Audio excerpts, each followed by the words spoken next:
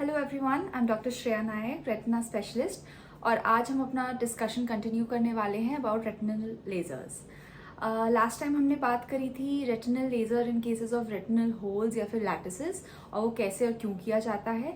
और आज के डिस्कशन में हम बात करेंगे पैन रेटिनल फोटोकोएगुलेशन की, जिसको आमतौर पे ग्रीन लेजर या फिर स्कैटर लेजर भी बोला जाता है। तो फर्स्ट ऑफ ऑल, ये किन लोगों में किया जाता है और क्यों किया जाता है। आप सब जानते ही हैं कि हमारी आंख एक कैमरे की तरह होती है। इसके आगे के हिस्से में एक पुतली होती है और एक लेंस होता है जो कि लाइट फोकस करता है पर्दे पर। देख सकते हैं कि इस पर्दे पर बहुत सारे नाड़ियां होती हैं। नाड़ियां क्या होती है? ये ब्लड पाइप्स होती है जिससे आपका खून बहता है। अब अगर इसी खून में शुगर या बीपी हाई हो जाए, मतलब शुगर या फिर बीपी की मरीजों में ये छोटी छोटी जो नाड़ियां होती है वो ब्लॉक हो जाती हैं। एक बार वो ब्लॉक हो जाए तो रेटिना के उस हिस्से में पोषण नहीं जाता है। अब बॉडी इसके डिफेंस में एक प्रोटीन रिलीज करती है called VEGF, that is vascular endothelial growth factor, और ये आंखों पे धीरे धीरे करके हार्मफुल रिएक्शंस कॉज करती है। वो क्या दो रिएक्शंस है जो VEGF से होता है? सबसे पहला होता है पर्दे का सूजन। अगर बीचों बीच पर्दे का सूजन आए तो आंखों की रोशनी कम होती है, जिसको हम मैक्युलर इडीमा बोलते हैं।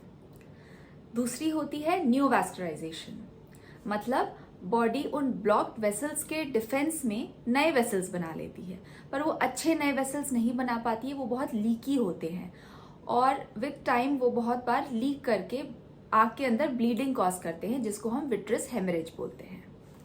तो इन दो चीजों को प्रिवेंट करने के लिए या फिर अगर हो चुकी हैं तो उनको कंट्रोल में लाने के लिए हम लेजर करते हैं। आइडियली अब के ज़माने में मैकुलर इडीमा का treatment first choice of treatment injection होता है, anti VEGF injection, but laser का भी रोल होता है। अब हम बात करेंगे कि लेज़र से क्या होता है। लेज़र बेसिकली जब हम किसी रेटिना के किसी पार्ट पे लेज़र करते हैं तब वो एक स्कार छोड़ जाता है, और उस स्कार की वजह से उस पार्ट का ऑक्सीजन डिमांड कम हो जाता है। तो हम पैन रेटिनल फोटोकोएगुलेशन में जो हमारा सेंट्रल सेंसिटिव एरिया जिससे हम पढ़ते हैं उसको छोड़कर आसपास का रेटिना में लेजर कर देते हैं, ताकि आसपास का रेटिना का ऑक्सीजन डिमांड कम हो जाए। जैसे ही ऑक्सीजन डिमांड कम होगा वैसे ही हमारा बॉडी का डिफेंस मैकेनिज्म से जो प्रोटीन VEGF निकलता है वो भी कम हो जाएगा, और एक बार VEGF कम हो गया तो आपके न्यूवास्कुलराइजेशन भी कम हो जाते हैं। अब नेक्स्ट बारी आती है कि क्या लेजर एक साथ कर दिया जाता है, मतलब पूरे रेटिना का लेजर एक साथ कर सकते हैं? नहीं, ये यूजुअली 3 to 4 सेशंस में होता है। कभी कभार अर्जेंट केसेस में हम 2 से 3 सेशंस में भी कर देते हैं, but it totally depends on the patient and the doctor. Next सवाल, क्या ये पेनफुल होता है? लेजर से पहले, लेजर से 5 to 15 मिनट्स पहले हम यूजुअली एनेस्थेटाइजिंग ड्रॉप्स या सुन करने की ड्रॉप्स डालते हैं। उसके बाद आंख पे एक लेंस लगाया जाता है जो कि थोड़ा डिस्कम्फर्टिंग हो सकता है। आपको ऐसा लग सकता है कि आंख पे कोई जेली सी लग रही है, पर उसमें पेन नहीं होता है। फिर लेज़र के दौरान में भी 1-2 स्पॉट्स पे जब हम साइडों पे जाते हैं स्पेशली, तो फिर थोड़ा बहुत पेन हो सकता है, बट वो उसी मोमेंट का पेन रहेगा, उसके बाद वो नहीं रहता है। तो yes, it is a relatively painless procedure, but बीच बीच में शायद आपको 1-2 जगह डिस्कम्फर्ट लग सकता है।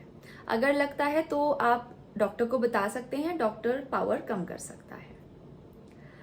अब बारी आती है कि क्या लेजर से रोशनी बढ़ती है? द मोस्ट आस्क्ड क्वेश्चन, क्या लेजर से रोशनी बढ़ती है? नहीं, लेजर आपका इसलिए किया जाता है ताकि जो आपके साइडों में न्यू वैस्कुलराइजेशन बने हैं, नए वेसल्स बने हैं, वो ब्लीड ना करे। ब्लीड ना करे तो आगे आपकी रोशनी कम नहीं होगी, जितनी है उसको बरकरार रखने के लिए किया जाता है। बाकी रोशनी बढ़ाने के लिए तो आपका जो मैकुलर इडीमा है उसको ट्रीट किया जाता है। अब द मोस्ट इम्पॉर्टेंट मैसेज, अगर पेशेंट्स अपना बीपी शुगर कंट्रोल नहीं करेंगे तो लेज़र, एक तो लेज़र के सेशंस बढ़ते रहेंगे, सेकेंडली लेज़र का ज़्यादा फायदा भी नहीं होगा। मान लीजिए आंखों में 100 नाड़ियां हैं, आपकी 20 खराब है और 80 अच्छी हैं। हमने उन 20 खराब नाड़ियों को कॉन्ट्रैक्ट करने के लिए, कम करने के लिए लेजर कर दिया।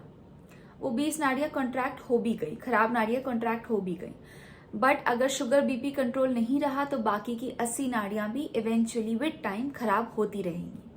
अगर एक मरीज को शुगर, बीपी और हार्ट की बीमारी, कोलेस्ट्रॉल ये सब एक साथ हो तो अच्छे कंट्रोल के बावजूद, लेजर के बावजूद ये चीज बढ़ती रहती है और हमें फ्रीक्वेंटली लेजर करते रहना पड़ेगा। लेजर के क्या कोई साइड इफेक्ट्स होते हैं?